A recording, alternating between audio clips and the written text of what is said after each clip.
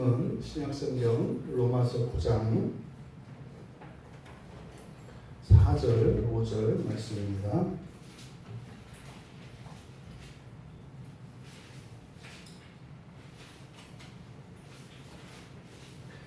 우리 같이 한 목소리로 함께 읽겠습니다.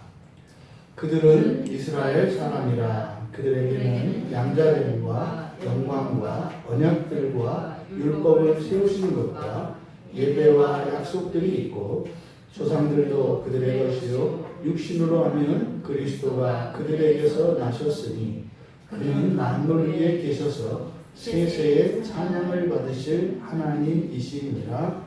아멘. 이 로마서 9장에서 11장까지 이것은 정확하게 아직 정리되어 있지 않은 본문입니다. 그래서 이 9장에서 11장까지의 의미가 무엇일까?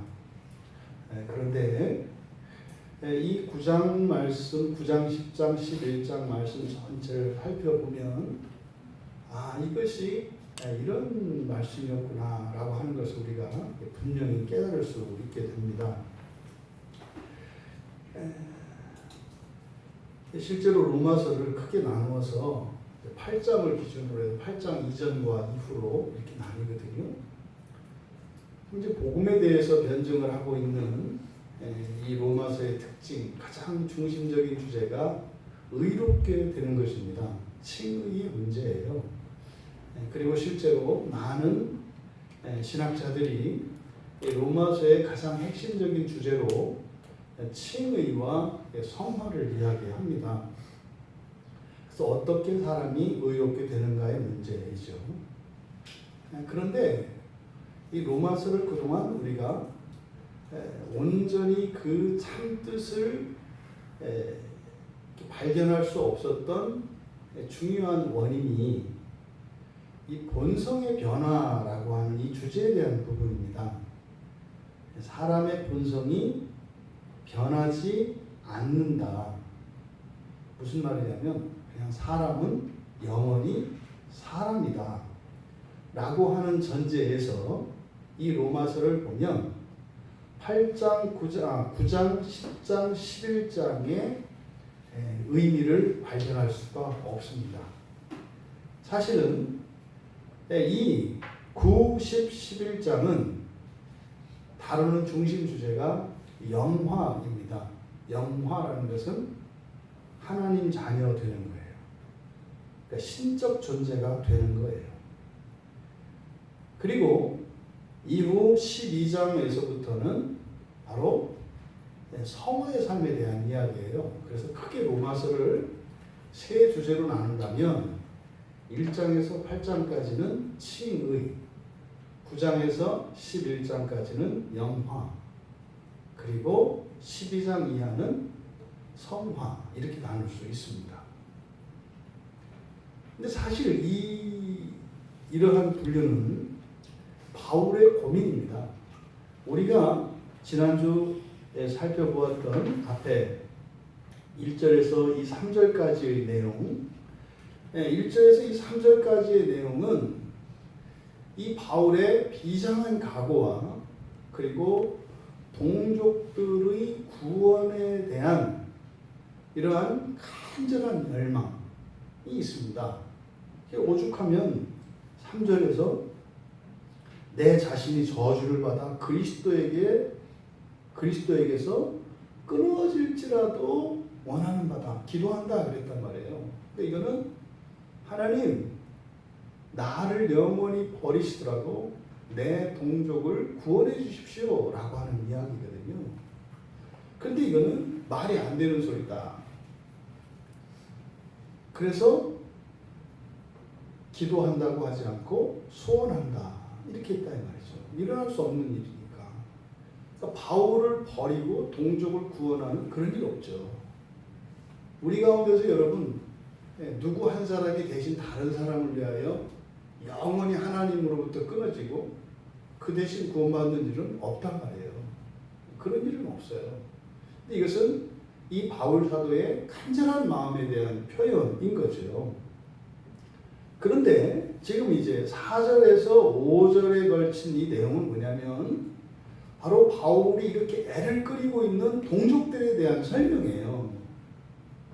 그럼 이 4절과 5절의 내용을 우리가 읽어봤는데 한마디로 간단히 이야기하면 이해할 수 없다는 거예요. 이해할 수 없다는 거예요. 그래서 설교의 제목이 바울의 의문입니다. 이해할 수가 없다는 거예요. 어떻게 이들이 온전한 구원에 이르지 못할 수가 있단 말인가? 그럴 수가 없는데 또 그렇다는 말이죠. 그래서 지금 바울 사도는 이스라엘 민족에게 그 하나님이 하셨던 약속이 온전히 성취되지 않은 이것에 대해서 깊은 고민을 하고 있습니다. 그래서 바로 이제 6절 이하에서 본격적인 설명이 시작이 되는 거예요. 그러니까 이 4절과 5절까지 9장 5절까지 글을 쓰시면서 5절과 6절 사이에는 큰 간극이 있어요. 깊은 고민이 있고 또 하나님께서 주신 특별한 은혜가 있었습니다. 그래서 그 답이 이제 6절에서부터 시작되는 겁니다. 그럼 오늘 우리가 읽은 이 4절, 5절 이것은 이 바울의 풀리지 않는 수수께끼와 같은 질문입니다. 어떻게 이스라엘 민족이 이러한 자들인데 여기서 이제 4절과 5절에서 밝히는 내용은 틀림없는 하나님의 백성들이라는 얘기예요. 틀림없는 하나님의 백성들이에요. 그러면 반드시 그 구원이 성취되어야 하는 민족이라는 거예요. 근데 바로 앞에 3절에서 뭐라고 그랬어요? 지금 바울에게 있어서 확실히 그는 구원을 안 받았어요. 확실히. 그러니까 내가 저주를 받아서 그리스도에게서 끊어진다는 얘기는 사실은 자신의 동족들이 그리스도에게서 끊어진 것 같다는 말이죠. 왜요? 이들은 끊임없이 예수 그리스도를 십자가에 못 박아 죽이기까지 했고 심지어는 그 이후로 예수를 믿는 그리스도인들에 대한 박해가 중단되지 않았습니다. 지금 이제 풀리지 않는 수수께끼. 여러분, 이런 바울의 의문이 바울에게만 있습니까? 우리들에게도 있습니다. 우리들에게도 있습니다. 하나님, 우리가 예수를 믿어요. 이 땅의 교회가 예수를 믿지 않습니까? 다 믿는다니까요. 예수를 믿어요. 거기는요, 놀라운 이런 성령의 은사들이 나타나고 생생한 개인들 안에 일어난 구원의 체험들과 확실한 증거들이 모든 교회 안에 다 있어요. 그런데 도대체 그 구원이 일어난 것 같지 않단 말이에요. 근데 지금 바울이 목도하고 있는 이 당시와 우리가 맞대고 있는 우리의 이 현실이 다르지 않다. 그러니까 이 바울의 의문은 사실은 우리에게도 있는 의문입니다. 그래서 실제로 이 바울의 설명들을 들을 때 우리들 자신을 또 이제 봐야 하는 겁니다. 바울은 분명한 증거가 있어요. 그들의 역사 속에, 이스라엘의 역사 속에 하나님의 백성들이라고 하는 확실한 증거들이 있어요. 역사적 증거들이 있어요. 또 하나, 하나님의 말씀이에요. 이 구약의 두루마리. 이 성경 말씀 안에 분명한 역사 속에 있는 역사에 대한 확증되는 내용들이 성경 안에 있다 이 말이에요. 근데 문제는 현실이에요. 이 현실은 그것과 완전히 동떨어진 것 같아. 이게 어쩌면 우리들 개인에게 다 있습니다. 내가 예수를 믿거든요. 내가 예수를 믿어요. 그리고 정말 한 해 한 해, 한 달 한 달, 하루하루 시시때때로 부어주시는 하나님의 은혜에 대한 확실한 기억들과 증거들이 내 안에도 있고 내 삶 속에도 있다고요. 근데 여전히 예수를 전혀 믿지 않는 우상을 섬기는 자들과 다르지 않은 이런 상반되는 모습들과 그러한 내면에 이런 현실이 내 안에 있다 이 말이에요. 이 고민입니다. 왜 이게 완전히 성취되지 않을까? 왜 성취되지 않을까? 바울 사도께서 지금 자신의 동족, 그 형제들을 설명을 하는데 첫 번째로 이제 그들은 이스라엘 사람이라 이렇게 이야기를 합니다. 이스라엘은 야곱의 이름이잖아요. 그래서 이스라엘의 사람이다라고 하는 것은 선택받은 자손이라는 의미예요. 선택받은 자손. 바로 아브라함이 이삭을 낳고 이삭이 야곱을 낳는데 실질적으로 하나님의 선택받은 그 계보가 시작되는 것이 야곱입니다. 그래서 야곱의 12아들로부터 시작이 되거든요. 그래서 그 민족이 이스라엘이라고 하는 이름을 따라서 그 민족의 이름을 명명한다고요. 그러니까 이스라엘 후손이라고 하는 것은 분명한 하나님의 선택을 받은 사람들이에요. 아브라함의 자손도 아니고 이삭의 자손도 아니고 야곱의 자손도 아니고 이스라엘의 자손이라고 했어요. 이스라엘의 자손. 이것은요, 확실히 하나님께서 특별히 선택한 사람들이라는 뜻이에요. 이게 오늘날 우리들은 그리스도인이라고 합니다. 그리스도인. 이 험난한 세상에 여러분들이 어떻게 그리스도인이 돼요? 한번 봐보세요. 이 특별한 선택이라. 그러니까요. 그래서 그게 틀림없는 거예요. 나를 보면 불가능한데 그래서 그게 더 틀림없다. 하나님이 아니고서는 내가 이럴 수 없구나. 그러니까 날 선택한 게 맞네. 선택하셔서 내가 그리스도인 된 거네. 이걸 우리가 반증할 수 있어요. 그럼 이제 실질적으로 그 선택받은 사람, 그리고 나서 이후에 그 선택받은 사람들에 대한 증거로서 6가지를 쭉 이야기합니다. 그래서 이스라엘 사람까지 포함하면 7가지고 그 선택받은 사람들에 대해서 쭉 6가지를 열거하고 있어요. 그런데 맨 처음 시작이 뭡니까? 맨 처음 시작이 그들에게는 뭐가 있다? 양자됨. 이 양자를 맨 앞에 세운 것은 특별한 겁니다. 양자를 맨 앞에 세웠어요. 그럼 맨 끝에, 맨 뒤에 가면 그리스도에 대해서 이제 수식을 하게 되는데 5절이 끝에가 무엇으로 끝나요? 아멘 앞에 그리스도가 누구시라고요? 하나님이시니라. 양자로 시작해서 하나님으로 끝나는 것은 의도적인 배치입니다. 사실 이것은 9장에서 11장 전체에 다루려고 하는 주제를 여기서 밝히고 있는 거예요. 그러니까 지금 바울 사도께서 9장에서부터 11장까지 밝히려고 하는 주제가 뭐예요? 양자됨. 양자됨은 하나님의 자녀됨을 말하는 거거든요. 하나님의 자녀됨에 대해서 설명을 하려고 하는 거예요. 그리고 그것이 성취되었다는 거죠. 누구에 의해서? 그리스도에 의해서. 바로 이 내용을 지금 9장에서 11장까지 다루려고 하는 겁니다. 그래서 9장에서 11장의 주제는 뭐다? 영화에 대한 얘기다. 영화에 대한 이해와 영화에 대한 믿음이 없고서는 성화의 삶이 불가능하다는 것을 깨달은 거예요. 이게 간단하게 말하면 바로 이겁니다.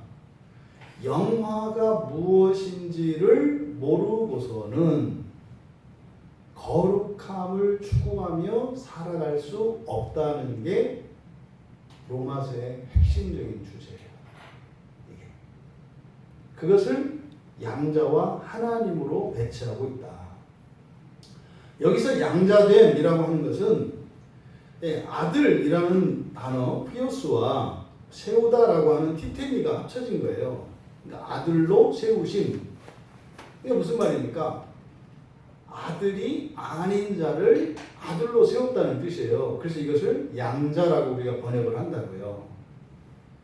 예수님은 낳으셨죠. 아들로 세우신 게 아니라 그냥 낳으신 하나님이라고요. 그러니까 예수님은 그냥 하나님이세요. 근데 우리는 어떻게 돼요? 원래는 사람이었는데 하나님의 자녀로 세우신 자들이에요. 그래서 양자라고 한다. 바로 이 양자됨이라고 하는 이것은 앞에서 우리가 로마서 8장에서 14절에서 하나님의 영으로 인도함을 받는 사람은 곧 하나님의 아들이라 이렇게 얘기를 했잖아요.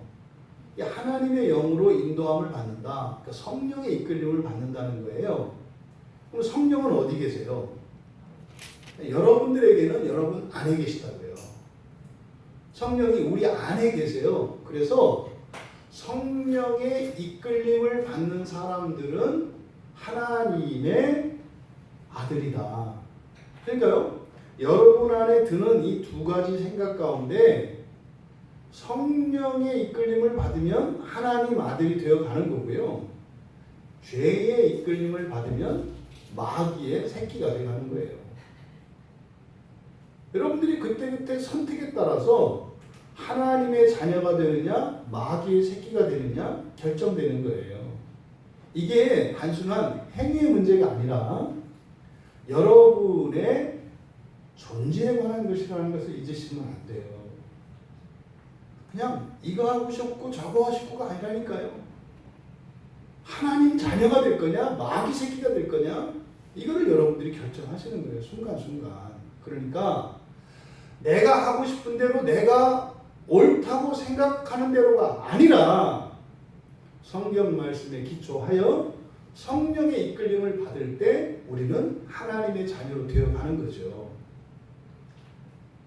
그래서 우리들은 양자의 영을 받았다. 종의 영이 아니라 양자의 영을 받았다. 종의 영은 뭐겠습니까? 마귀예요, 마귀. 최초로 가는 게 우리 하와 할머니. 하와 할머니가 마귀의 영을 받아서 그 말을 듣기 시작했잖아요.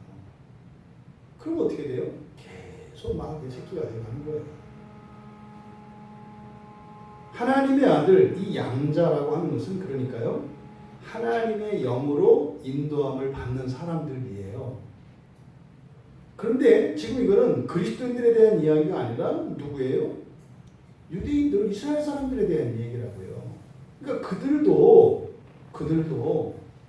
이렇게 양자로 세우심을 받았다는 거죠.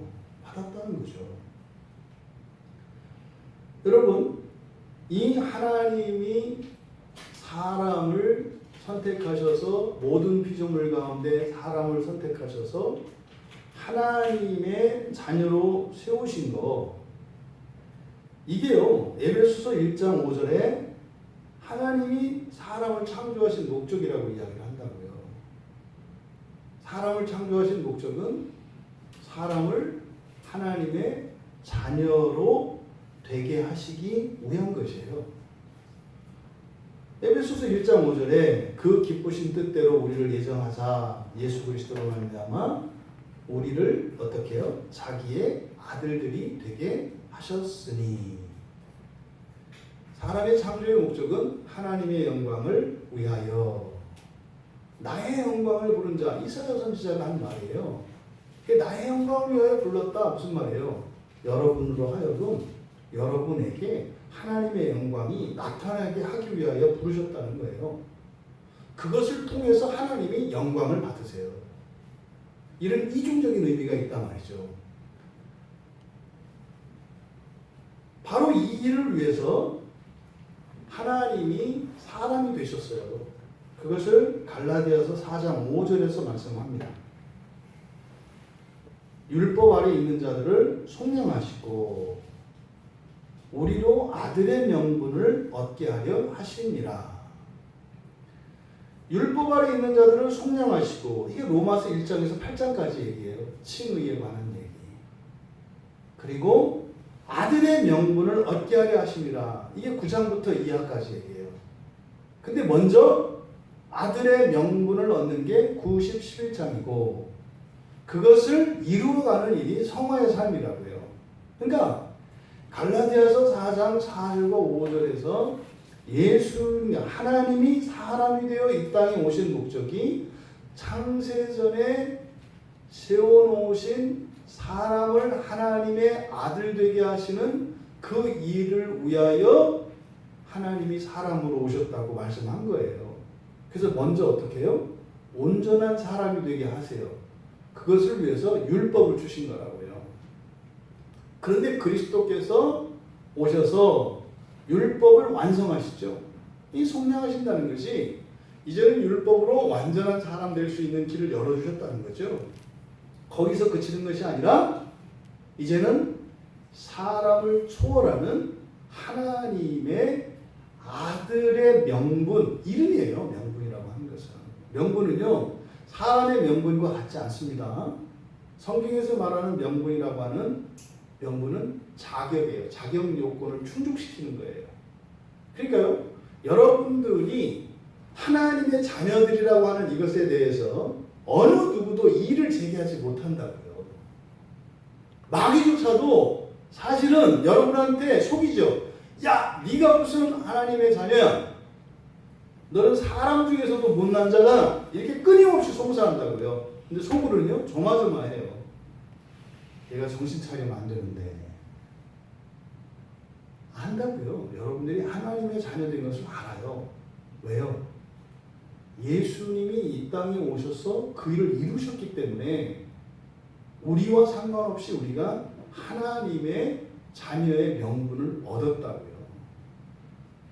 그러니까 바로 이 양자됨, 하나님 자녀됨이라고 하는 이것이 얼마나 중요한 것인지를 먼저 밝히고, 실제로 이제 뒤에 있는 내용들을 보면 구약에도 이미 이 약속이, 이 말씀이 구약에도 이미 들어가 있어요. 그러면 뒤에서 나머지 쭉 열거되고 있는 이 이하의 주제들, 이것은 전부 양자됨과 결부시켜서 여러분들이 보셔야 돼요. 이 양자라고 하는. 지금 바울 사도가 말씀하려고 하는 것은 사실은 이걸 몰랐다는 거예요. 몰랐다는 거예요. 왜 하나님의 약속이, 이스라엘에게 하신 그 약속이 성취가 안 됐습니까? 어떻게 이럴 수가 있습니까? 그렇다는 거죠. 그랬는데 사실은 이제 답을 얻게 된 거죠. 그러면 바로 이스라엘 백성들에게도 아들로 세우시는 일이 있었다는 거죠. 이게 대표적인 게 시편 2편 7절이고요. 사무엘하 7장에서 나오는 다윗 언약 안에 나타나요. 내가 너희들의 아버지가 되고 너희가 나의 아들이 될 것이다라고 하는 이 다윗 언약 안에 이게 나타난다고요. 그러니까 바울 사도께서 말씀하고자 하는 것은 그거죠. 아니, 하나님, 구약 성경에도 유대인들, 우리 이스라엘 자손들도 하나님의 아들이 되게 하시겠다는 말씀이 있잖아요. 우리도 그렇게 세우셨잖아요. 그런데 왜 안 되는 거예요? 이렇게 묻는 거예요. 왜? 왜 안 되는 거예요? 두 번째로 영광이 있다 그래요. 영광이라는 게 뭡니까? 이 영광이 사람에게 사용되어질 때 영광은 탁월함을 나타내요. 탁월한 것, 독보적인 것, 뛰어나고 존엄한 것을 나타내는 게 영광이에요. 야, 영광스럽다. 무슨 말이에요? 좋다 이 말이에요. 좋다. 어느 정도로? 독보적으로, 탁월하게. 그래서 영광 받았다 이렇게 한다고요.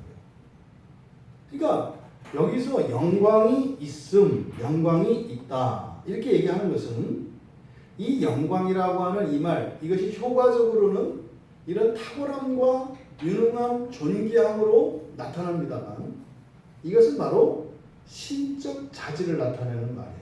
그러니까 영광이라는 말은 하나님의 속성을 나타내는 말이에요. 그러니까 이스라엘 백성들에게 영광이 있었다. 이게 뭡니까? 그러니까 이들에게 하나님의 자녀된 속성이 있었다는 거예요. 있었다는 거예요. 다음으로 세 번째로 언약들이 있었다 그래요. 이 언약이라고 하는 것은 뭐 굉장히 중요한 거죠. 그렇죠? 그래서 언약들이라고 했습니다. 그러면 이것은 창세 전부터 이건 이제 성부, 성자, 성령 삼위 하나님 사이에 협약이 있어요. 그걸 협약이라고 해요. 사람과 하나님 사이에 맺은 계약을 언약이라고 하고 하나님 사이에 맺은 것을 협약이라고 해요. 근데 개념은 같습니다. 그러면 이미 사람을 하나님의 자녀로 삼으시기로 세상을 만드시기 전에 삼위 하나님 사이에 이미 약속이 있었다고요. 그리고 그 이후로 역사 속에서 계속적인 언약들이 이제 성경에 드러납니다. 모세 노아를 통해서 무지개 언약, 그렇죠?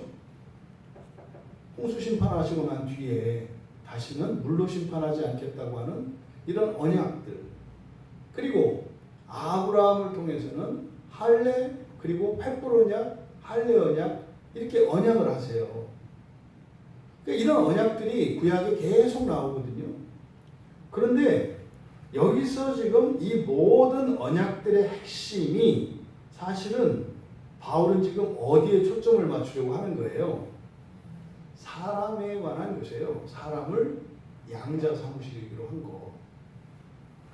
그러니까 이 모든 구약에 있는 모든 언약들의 핵심이 바로 뭐라는 거예요?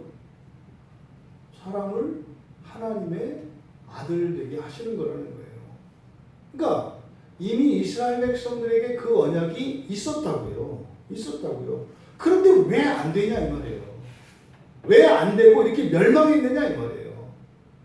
그리고 내가 이제는 더 이상 바리새인이 아니고 유대교인이 아니고 왜 그리스도인이 됐느냐 이 말이에요. 그러니까 바울에게는 마치 이방인들에게는 구원이 있고 유대인들에게는 구원이 없는 것 같은 상황이 된 거예요. 왜 이제는 유대교인이 아니라 스스로 그리스도교인이 됐잖아요. 그럼 유대교인은 버림받은 거냐? 이게 있는 건데 그럴 수 없다 이 말이죠. 아니 그럼 내가 바리새인으로 있으면서 이게 좀 개혁이 되고 바뀌어서 이렇게 하는 게 아니라 왜 내가 그리스도인이 됐느냐 이 말이죠. 그러니까 이스라엘 백성들에게 언약들이 있다. 하나님과 이 이스라엘 자손들 사이에 맺은 이 계약이 있지 않느냐? 있다. 근데 왜 안 이루어지느냐? 왜 안 이루어지느냐? 그 다음에 네 번째로 율법을 세우심. 여기서 율법이라고 하지 않고 율법을 세우심이라고 되어 있어요. 율법을 세우신 것과 이렇게 되어 있는데 그냥 율법의 세우시게 율법을 세우심이에요. 율법을 세우심. 그러니까 세움, 율법을 세움. 그럼 이게 지금 딱 한 번 쓰는 말이거든요. 쓰지 않는 말이에요. 그러니까 지금 율법이 있다. 그러면 금방 이해가 돼요. 모세를 통해서 주셨던 율법을 가지고 있어요. 율법을 맡은 자들이라고 하는 이스라엘 사람들의 자기 의식이 있었거든요. 근데 그냥 율법이 있었다 이렇게 얘기하지 않고 여기서 율법을 세우신 것이라고 번역된 이 단어는 그냥 우리말로 하면 입법이에요. 입법. 법을 세움. 사법, 입법, 행정할 때 국회가 입법부 아닙니까? 그러니까 입법을 말해요. 입법이에요. 입법. 그러니까 우리들에게 입법이 있다. 이스라엘 사람들에게 입법이 있다. 이게 무슨 말입니까? 법은 하나님이 세우시잖아요. 근데 바울은 뭐라고 하는 거예요? 우리가 그 법을 정할 수 있다는 거죠. 그러니까 법을 맡았죠. 하나님이 주신 법을 대표적으로 십계명을 받았죠. 그 법을 가지고 있죠. 근데 그 이후로 구약 성경에 등장하는 모든 율법 613가지는요. 하나님께서 다 가르쳐 주신 게 아니에요. 이렇게라 저렇게라 모두 다 이렇게 가르쳐 주신 게 아니라 십계명처럼 그런 것이 아니라 이러한 율법 안에는 이스라엘 백성들의 삶의 정황 속에서 그들의 형편과 그들의 판단을 이용하셔서 법을 정하게 하세요. 이해되시죠? 이게 지금 새벽에 민수기에서 우리가 모세에 관해서 볼 때 모세에게 반석에서 물을 낼 수 있는 권능을 주셔서 모세로 하여금 반석에서 물을 내게 하시는 것처럼, 그러니까 출애굽기 17장에서는 하나님이 시범으로 보여주세요. 이렇게 반석에서 물을 내는 것을, 그러니까 하나님의 권능이 무엇인가를 출애굽기 17장에서 보여주셨어요. 그리고 광야 40년이 지나고 난 뒤에 민수기 20장에서 여호와 하나님께서 모세더러 물을 만들으라 그래요. 이제는 먼저 권능으로 물을 만드신 하나님이 이제는 모세에게 하라고 하죠. 이게 무슨 말이에요? 모세에게 그 권능이 주어진 거죠. 여러분, 이 부분이 우리 그리스도인들이 많이 오해하고 있는 부분이에요. 사실은 구약 백성들이 많이 오해했던 부분이죠. 그냥 우리는 항상 어린아이처럼 무슨 필요가 있으면 하나님 주세요 이렇게 기도하는 사람으로 생각을 했다고요. 그게 아니라고요. 법도 하나님이 주신 모법으로 주신, 헌법과 같은 모법으로 주신 십계명이 있어요. 그리고 그 이외에 특히 제사법에 관한 이런 것들은 하나님이 주신 법이 있어요. 그 이후에 선지자들을 통하여, 왕을 통하여, 제사장들을 통하여 제정되는 법들이 있어요. 근데 그 법들은 임의적인 게 아니죠. 하나님의 허락을 득한 겁니다. 근데 그건 하나님이 먼저 하신 게 아니에요. 만들어 봐라. 그래서 어떻게 해요? 하나님의 뜻을 드러내는 법을 만들죠. 그때 그것이 율례가 되고 법도가 된다고요. 바로 이 부분이에요. 그래서 바울 사도가 율법이 있다 하지 않고 율법을 세우신 것, 그러니까 세우신 것이라기보다는 입법권, 입법의 능력, 뭐 이런 의미로 우리가 이해를 해야 돼요. 그러니까 구약의 율법에 대한 이 배경 지식이 있어야 이 말이 이해가 되는 거죠. 그러니까 뭐예요? 아니 우리가 하나님의 법을 제정하기도 했는데 이런 뜻이에요. 이스라엘 백성들이 하나님의 법을 저지하는 게 뭐예요? 이거를 잘못 곡해하면 어떻게 돼요?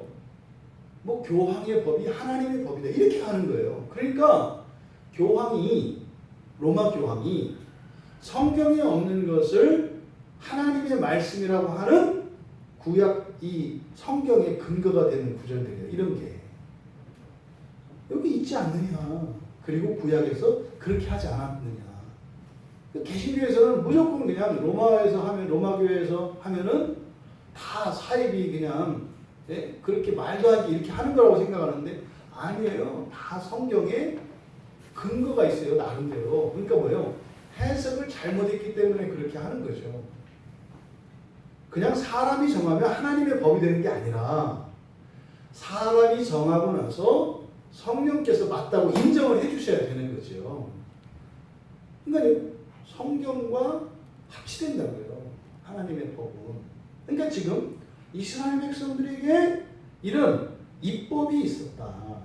그러니까 하나님이 세우신 것이 아니라 이스라엘 백성들이 세울 수 있도록 율법을 만들어낼 수 있도록 해주신 권능, 입법권 이렇게 할 수 있는 거죠.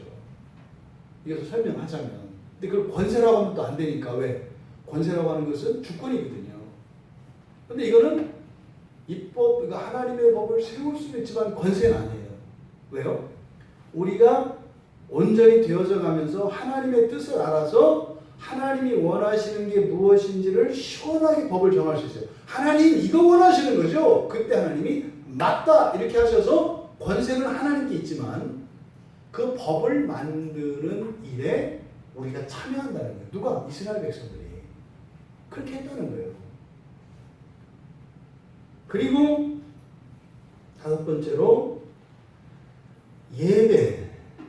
이제 예배라고 이제 번역을 했는데 이게 이제 신약적 번역이죠. 이게 라트레이아라는 말이에요. 라트레이아. 그러니까 예전이라는 뜻이거든요. 예전, 라트레이아. 그러니까 구약 사람들은 예배라고 하지 않아요. 구약 성경에서 뭐라고 해요? 제사라고 하죠. 제사. 우리는 제사라고 하지 않아요. 우리는 뭐라고 해요? 예배라고 하죠. 그러니까 신약의 예배, 구약의 제사, 이것을 라트레이아라고 합니다. 이걸 예전이라고 하는 거거든요. 예전. 그럼 이 라트레이아의 의미는 하나님을 섬기는 일이에요. 하나님을 섬기는 일. 그러니까 그들에게 하나님을 섬기는 일이 있었다. 그러니까 이것은 구약의 제사를 말하는 겁니다. 그러니까 이스라엘 자손들에게는 하나님을 섬기는 제사법이 있었다고요. 그랬는데 약속이 성취가 안 됐다니까요. 71장에서는 이 라트레이아라고 하는 말이 출애굽기 12장 26절에 보면 히브리어 아보다에 상응하는 말이에요. 아보다. 이게 우리말 성경에는 예식으로 번역이 되어 있어요. 출애굽기 12장 26절에 보면 이후에 너희의 자녀가 묻기를 이 예식이 무슨 뜻이냐 하거든. 이 예식은 유월절 제사를 말하는 거거든요. 유월절 제사를 예식이라고 합니다. 그러니까 하나님을 섬긴다고 하는 것은 이스라엘 백성들이 누구와 함께 있었다? 하나님과 함께 있었고 하나님을 섬기는 이런 헌신이 있었다고요. 그러니까 뭔가 했다 이 말이에요. 하나님께. 그랬는데 왜 약속이 성취가 안 되냐 이 말이에요. 사실은 바울 자신도 그렇게 완전한 유대교인으로서 그 중에서도 가장 뛰어난 바리새인으로 살았는데 어떻게 나로 하여금 하나님을 죽이는 약속의 성취는 고사하고 약속을 깨버리는 이런 일이 어떻게 일어나고 있는가. 지금 바울은 그걸 깨닫고 그리스도인이 됐어요. 근데요, 태반은 다 바울의 과거의 삶을 살고 있어요. 그러니까 나에게는 이루어졌어요. 근데 왜 내 동족들에게는 안 일어나느냐 이 말이에요. 이게. 그리고 마지막 여섯 번째로 약속들입니다. 에판겔리아라고 하는 말인데 에판겔리아. 이 약속들 앞에서 사실상 이 언약들과 약속들을 나누는 것은 언약들은 그 계약 형식을 말하는 거죠. 계약을 맺은 걸 말하고 여기에 있는 약속들은 그 언약들 안에 있는 구체적인 내용들인 거죠. 이 언약들은. 그래서 이 에판겔리아 최초에 하나님께서 사람에게 주신 원시 복음이라고 하는 게 이제 창세기 3장 15절이에요. 원시 복음이라는 게 뭐냐면 복음은 그리스도에 관한 하나님의 말씀을 복음이라고 합니다. 원시 복음은 성경에 맨 처음 나타난 예수 그리스도에 관한 정보, 계시, 이것을 원시 복음이라고 해요. 창세기 3장 15절에는 바로 여자의 후손, 뱀의 머리를 상하게 할 여자의 후손이라는 말로 나타나요. 그러니까 뱀이 꼬드겨서 타락을 시켰잖아요. 근데 마침내 어떻게 할 거다? 여자의 후손이 나타나서 그 뱀의 모든 음모와 계략을 다 부수고 하나님이 원래 세워놓으셨던 구원의 일을 성취할 것이라는 내용이 바로 창세기 3장 15절입니다. 근데 그렇게 원시 복음뿐만 아니라 그 이후로 뭐 아브라함에게 하신 약속이 있고요. 대표적인 게 뭐 아브라함에게 하셨던 약속이 창세기 12장에 나와요. 큰 민족을 이루게 하겠다. 또 복의 근원이 되게 하겠다. 복의 민족이죠. 복의 민족. 너희로 하여금 복의 민족이 되게 하겠다. 또 이름을 창대케 하겠다. 여러분 여기서 이름을 창대케 한다. 이게 무슨 말이에요?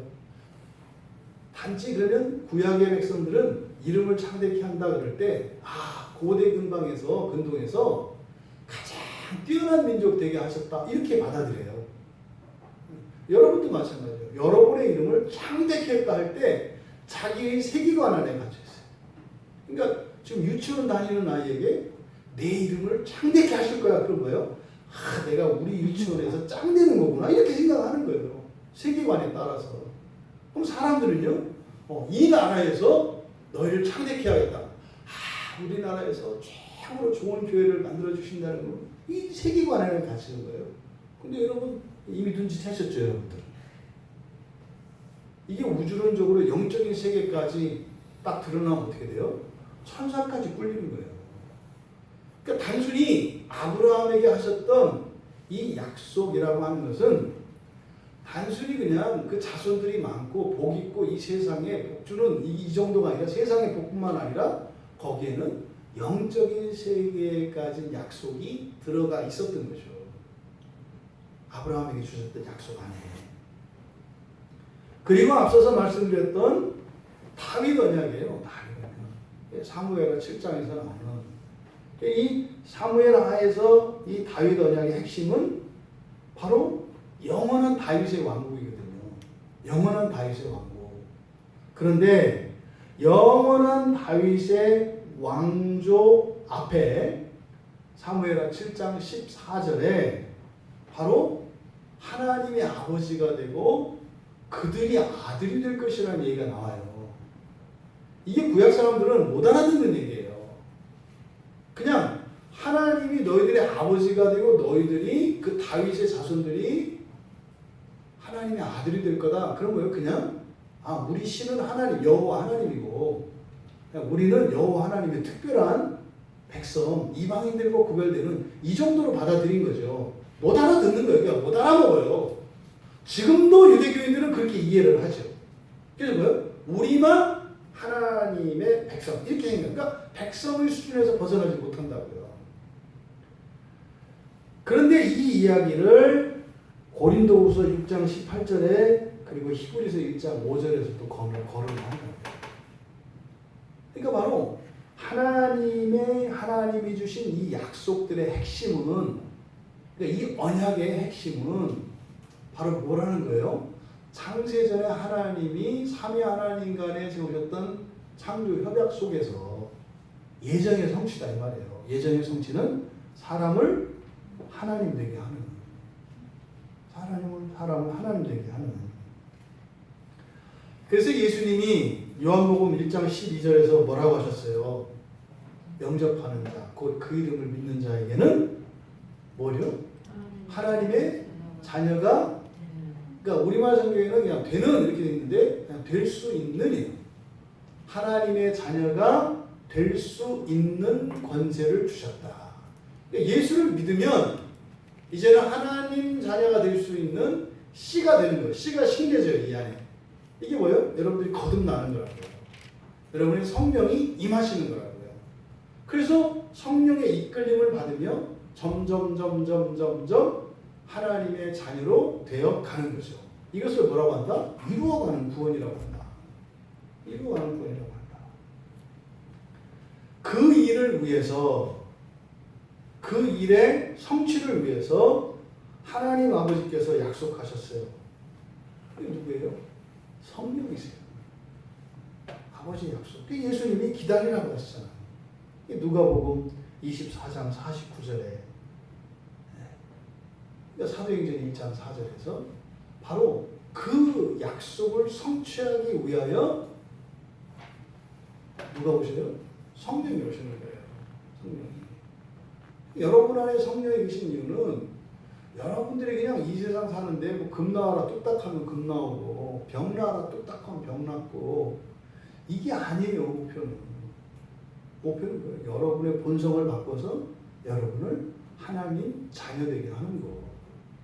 바로 이 약속들의 성취를 위하여 우리들이 그 약속을 이루는 것이 아니라 하나님이 약속하셨으니까 그 약속을 이루기 위하여 성령께서 이 땅에 오신 거다 이 말이에요. 여러분, 바울 사도는 지금 구약에 있는 근거들을 지금 드러내는 거예요. 분명히 우리 유대인들은 하나님의 선택을 받은 민족이고 하나님과 계약도 맺었고 하나님께서 이런 선물도 주셨고 다 했어요. 또 완벽하다고요. 근데 문제는 안 됐어요. 언약이 성취가 안 돼. 망했잖아요. 망해도 아주 싹 망했잖아요. 망한 정도입니까? 허허. 그 약속을 성취하기 위해서 오신 예수를 죽여버렸어요. 그러니 바울 사도가 미칠 지경인 거예요.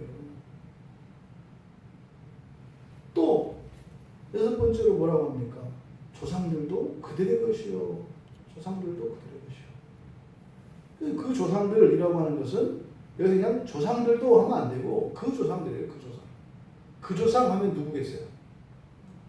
창세기에 나오는 믿음의 계보의 족장들이에요. 아브라함과 이삭과 야곱을 나타내는 거예요. 그 족장들. 그러니까 그 족장은 여기서 족장은 조상들은 단지 그 유대인들의 조상을 말하는 게 아니라 그 언약의 조상들을 말하는 거예요. 언약의 조상들. 그 언약의 조상들도 그들의 조상이요 이 말이에요. 그러니까 언약은 확실하다 이 말이죠. 그런데 왜 하나님의 약속이 성취가 안 됐냐고요. 하나님. 이게 지금 바울의 의문이라고요. 확실한데. 그러니까 자기는 됐어. 근데 자기 동족들은 안 됐어. 이게 뭐냐고요 하나님. 이렇게 지금 질문하고 있는 것이다. 이렇게 이스라엘의 구원에 대한 너무나 생생한 역사적 증거와 확실한 성경의 말씀들이 있음에도 불구하고 안 이루어지고 있는 이 현실. 근데 자기는 됐잖아요. 왜 나만 됐지? 이거요. 왜 나는 됐는데 저들은 왜 안 되지? 이게 지금 사도행전 13장 이하에서 이 바울 사도의 이 로마서의 기록은 사실은 많은 전도의 경험을 배경으로 하고 있어요. 이렇게 복음을 전하는데 안 돼요. 안 믿어요. 안 믿어. 왜 안 되지? 이방인들은 그렇다선 쳐. 그러면 유대인들은 하나님의 그 약속들을 알고 그 언약을 맺었고 아니 이미 그렇게 특별히 선택받은 사람들이라는 것을 자기 인식이 있었고 하나님의 말씀과 하나님의 법들을 세우는 이런 놀라운 민족들인데도 왜 안 했지? 왜 안 이루어지지? 여기에 대한 깊은 고민이 있는 거예요. 왜 내가 안 되지? 왜 저들이 안 되지? 그 복선을, 대답에 대한 복선을 사실은 이제 양자와 하나님 때문에 놨다고 했잖아요. 그러니까 맨 끝에 5절에서 그리스도가 그들에게서 나셨으니 하면서 그리스도에 대한 설명이에요. 그러니까 그리스도는 만물 위에 계신 세세 찬양받으실 하나님이시다. 이게 그리스도인들에게도 안 보여요. 이게 무슨 말인지. 이게 안 보인다고요. 양자로 완성시키기 위하여 예수님이 오셨다는 이런 이제 바울 사도의 가르침들을 쭉 종합을 했을 때 하나님이 완전한 사람이 되셨고 완전한 사람이라는 것은 이렇게 뭐 흠이 없는 사람 이런 뜻이 아니에요. 우리와 완전히 똑같은 사람이라는 뜻이에요. 완전히 똑같은 사람이 되셔서 다시 완전한 하나님, 이걸 뭐라고 했어요? 만물 위에 계신 세세 찬양받으신 하나님이고요. 완전한 하나님이에요. 완전한 하나님이 되셨다는 거예요. 누가? 예수가.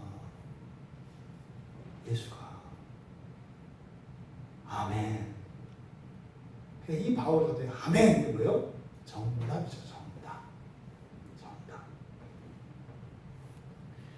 그런데 사도행전 13장에 23절에서 28절까지 8절까지 내용을 보면 예수님이 이제 오셨어요. 이 모든 이 언약들을 약속들을 성취하기 위해서 하나님 오셨다고요. 그랬는데 예수를 받아들이지 않았다고요. 사도행전 13장 27절에 보면 그렇게 돼 있어요. 예수를 정죄했다. 예수를 정죄했다. 28절에서는 죽일 죄를 하나도 찾지 못했는데 죽여달라 했다. 무슨 말이에요?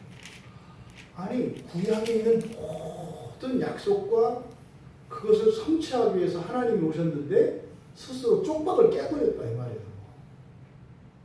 어떻게 이런 일이 일어날 수 있냐 이 말이에요. 하나님이 그 구원을 완성시켜 주려고 오셨는데 어떻게 이럴 수가 있느냐.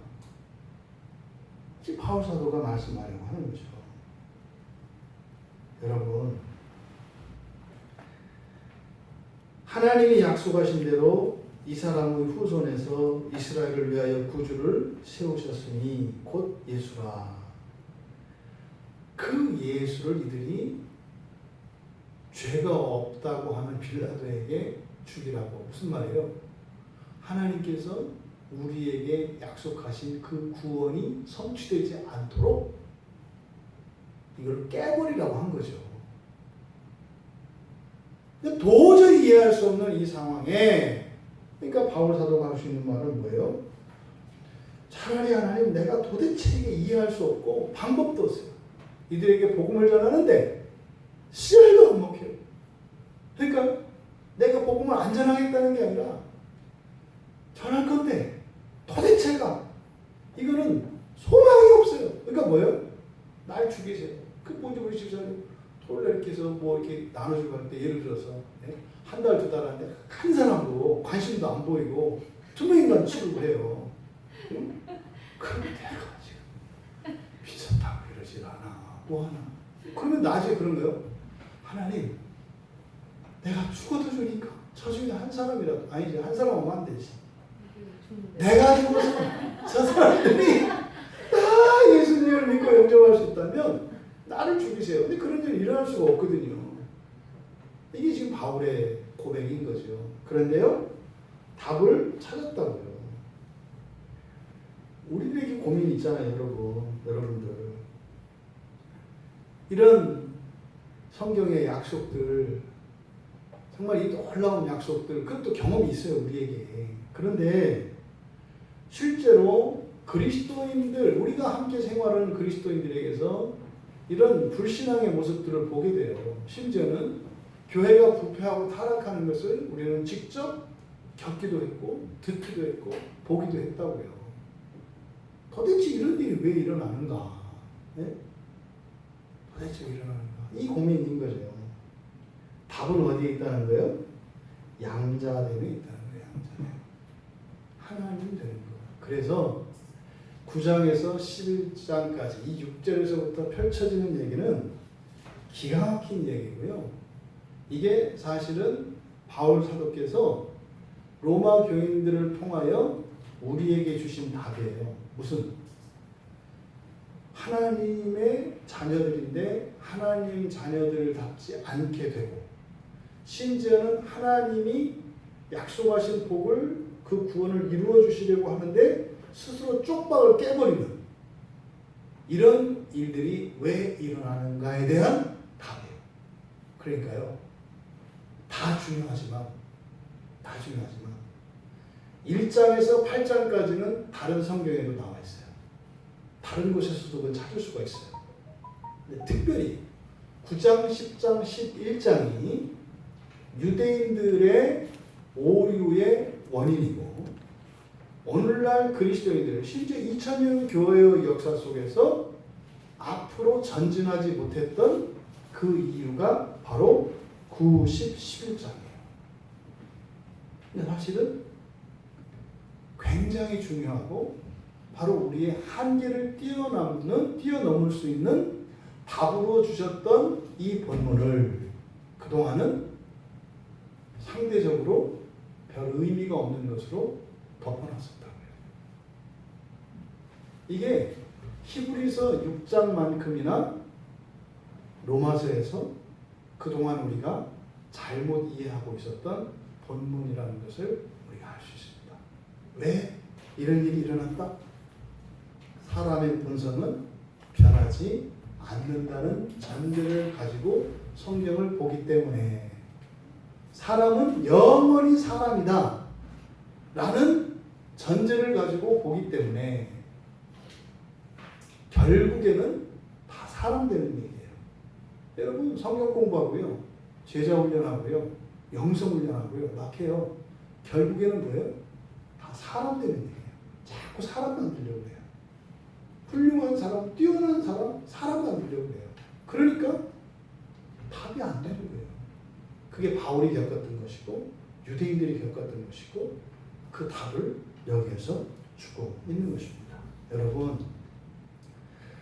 여러분들은 하나님의 자녀로 세우신 분들이세요. 자꾸 사람 되려고 하지 마세요. 사람들과 여러분을 비교하려고 하지 마세요. 여러분들이 수요일 밤에 여기서 왜 예배드려요? 한마디로 말할 수 있어야 돼요. 우리는 하나님의 자녀들이기 때문에 하나님의 자녀가 더욱 되기 위하여 예배하고 기도하고 하나님의 말씀에 순종하고 말도 안 되는 부조리한 현실 속에서도 참고 가는 거예요. 왜요? 하나님의 자녀가 되기 위하여. 그 목적이 아니면 여러분들이 그렇게 열렬하게 신앙생활할 필요도 없고 굳이 성경 말씀을 따를 필요도 없어요. 그 목적이 아니라면. 그러니까 그 목적이 사라지니까 신자들이 자꾸만 미끄러지잖아요. 일정 정도 하면 다 신앙생활을 떼는 거로 생각하잖아요. 끝까지 올라가는 것이 아니라 일정 정도에 도달하면 그게 뭐예요? 사람 되는 거죠. 사람. 여러분, 바울이 자신이 가졌던 의문, 이것은 어쩌면 평생의 의문이었고 이것은 수천 년 동안의 의문이었습니다. 그 답이 우리가 이제 다음 주부터 이제 계속 되어지는 9장, 10장, 11장에 이어지는 면에서 확실한 답을 얻고 정말 우리들이 그렇게 외치는 우리의 인생의 한계, 우리의 팔자를 고치면서 생생한 하나님 자녀의 삶을 살아가실 수 있는 계기가 되시기를 주님의 이름으로 축원합니다. 우리 말씀을 생각하며 잠시 기도합시다. 여러분, 구약의 이스라엘 백성들이 그렇게 불순종하고 타락하고 곁길로 벗어났던 이유가 그 하나님의 궁극적인 목적이에요. 우리를 향하신 하나님의 궁극적인 목적, 그게 뭡니까? 하나님 자녀 되게 하시는 것이라니까요. 우리 자신을 돌아봅시다. 여러분들은 이 한 주를 무엇을 위해서 사셨습니까?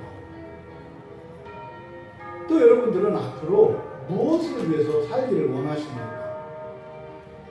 당장 여러분의 일상을 그만두라는 게 아니에요. 방향과 목적을 바꾸라는 것입니다. 모든 일들, 모든 관계의 목적과 방향을 바꾸라는 거예요. 어떻게 해요? 하나님 자녀 되기 위하여.